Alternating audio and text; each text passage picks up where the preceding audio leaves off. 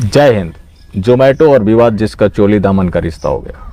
जोमेटो कभी विवाद में ना रहे, ऐसा हो नहीं सकता। इस बार एक ग्राहक को मजहबी ज्ञान दिया। जब क्या हुआ कि उस ग्राहक के पास एक मुस्लिम कर्मचारी सामान लेकर आया। उन्होंने लेने से मना कर दिया क्योंकि सावन का महीना चल रहा है। तो जोमेटो ने कहा कि खाना खुद में एक धर्म है, इसको धर्म से जोड़ना ठीक नहीं है। खाना खुद में एक धर्म है, लेकिन थूकना क्या है? यही तो मज़हब है। कई सारी वीडियोज़ आ गई। अक्सर हम बचपन में सुना करते थे कि हमारे बुजुर्ग कहा करते थे कि मजहबी लोगों का दिया कुछ मत खाना, वो तुम्हारा धर्म भ्रष्ट कर देंगे। तो यही चीज़ें तो लगातार हो रही हैं। अब ये सवाल ये भी हो जाता है कि जो थूकने वाले थे वो ये थे, मतलब जिनके जिनके वीडियोज़ आ गए। तो इसका मतलब क्या है कि हम सब अपनी बारी का इंतजार करें। और कितना हसीन जुमला दिया, इससे बड़े सारे हिंदू भी खुश हो गए होंगे। उस ग्राहक को जाहिल भी घोषित कर दिया होगा। लेकिन वही शांति दूत जब खुद कुछ परचेज करने जाता है तो वहाँ पे वो क्या देखता है? हलाल सर्टिफाइड होना चाहिए। अब हलाल सर्टिफाइड आप इतना ही समझते होंगे, बस एक सर्टिफिकेशन है। लेकिन हलाल सर्टिफिकेशन का मतलब क्या होता है? कि शरिया के नियमों के अनुसार उसको बनाया गया हो, और बनाया ही क्यों गया हो, उसकी पैकिंग से लेकर उसकी लेबलिंग तक की गई हो। वो कौन लोग कर सकते हैं? सिर्फ और सिर्फ मजहबी लोग। तो कुछ खरीदने से पहले वो इंश्योर करना चाहता है कि जो बनाया गया है मेरे मजहबी भाइयों ने ही बनाया है ना, ये पैसे मेरे मजहबी लोगों तक ही जा रहे हैं।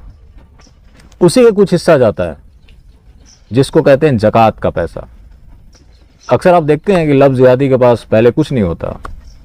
जब वो फंसता है तो उसके पास बड़े बड़े वकील आ जाते हैं, उसकी पैरवी करते हैं, वो छूट जाता है। लफ्ज़ ज़ियाद की जो रेट लिस्ट है वो भी उसी पैसे से होता है। लेकिन वो पैसा देने वाला कौन है? हिंदू है। क्योंकि हिंदू अपने कंज्यूमर राइट की भी प्रैक्टिस नहीं कर सकता, क्योंकि वो देखेगा तो उसकी बेइज्जती हो जाएगी, लोग उसको नीचा दिखाना शुरू कर देंगे। और हिंदू एक ऐसी प्रजाति बन गया है जिसका एक काम है सिर्फ और सिर्फ झूठी शान में जीना। लोग तारीफ कर दे, बेशक बेटी ही क्यों ना भगा ले जाए। यही हो रहा है। लेकिन हिंदू भी खुश है, क्योंकि उसको लगता है कि हम सच बोल देंगे तो हमारी नाक कट जाएगी। लेकिन नाक नहीं, यहाँ तो हिंदुओं की गर्दन कट रहा है। लेकिन क्या फ़र्क पड़ता है? जब कटेगा तब देख लेंगे। देख क्या लेंगे? कटवा लेंगे। जो ये 1000 साल से चलता आ रहा है, यह हिंदुओं के निष्क्रियता का जीता जागता नमूना है, जो कि लगातार जारी है। एक हिंदू क्या होता है? रोजगार के लिए बहुत चिंतित होता है। लेकिन ये सोचिए, ये सारी जो कंपनियां वो हिंदुओं की कंपनियां हैं। वहाँ आप प्रोडक्ट लेने जाएंगे तो हलाल सर्टिफाइड आपको मिलता है। वो करने वाले कौन होते हैं? वही मजहबी लोग होते हैं। आपका लड़का जॉब के लिए जाता है तो उस समय आप बोल देते हैं कि लड़का निकम्मा था, नौकरी नहीं मिली। इसका एक दूसरा पहलू भी है कि हमारे जितने काम थे सब हमने एटीट्यूड में छोड़ दिया, क्योंकि हम लोगों का सम्मान नहीं कर सकते। मिट्टी बनाने वाले घर एक बार जाएंगे साल में, किसी ओकेजन पे जाएंगे। बाकी साल के लिए आपने सोचा है कि उसकी जीवन कैसे चलती होगी? अब मेरे से भी आपके सवाल होंगे, तो साहब मैं मिट्टी के बर्तन में खाना खाता हूँ, उसके एक्सपेंसेस बेशक ज़्यादा हैं। अब कुछ लोग ये भी सवाल होंगे कि गैस पे कैसे बनेगा? आप 24 घंटे उस मिट्टी के बर्तन को पानी में रख देंगे, उसके बाद वो पूरी तरह से फिट हो जाता है।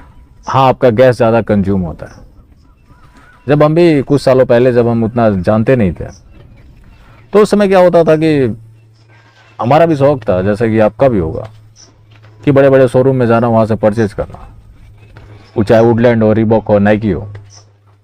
लेकिन आज हम किसी वैसे शूज़ मेकर के पास जाते हैं जो खुद बना कर देता है। अब इसके 2-3 फ़ायदे हैं। पहला, जो आपने सोच रखा होगा, सस्ते मिल जाते हैं, हो सकता है भी एक वजह हो। दूसरा कि किसी घर का चूल्हा जल रहा है उससे। तीसरा कि अगर उसका बिजनेस चलता है तो उसकी आने वाली पीढ़ियाँ भी उस चीज़ को कंटिन्यू करेंगी और ये सिलसिला चलता रहेगा। वरना उसकी जो आने वाली पीढ़ी होगी वो भी 10,000 की नौकरी के लिए कहीं चक्कर लगा रही होगी।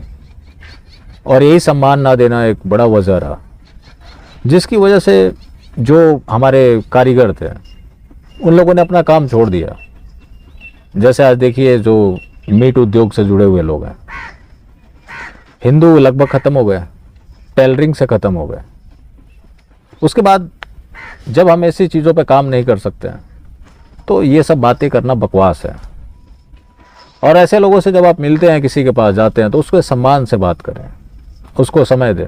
2 मिनट अगर उसका खबर भी ले लेंगे ना तो खुश हो जाता है, क्योंकि एक गरीब आदमी को प्यार की ज़रूरत होती है, जो कि आपको करना पड़ेगा। लेकिन आपको क्या रिजल्ट चाहिए, बड़ी बड़ी बातें चाहिए। तो अगर ऐसी बड़ी बड़ी बातें चाहिए, शॉर्टकट रिजल्ट चाहिए, तो कुछ नहीं हो सकता।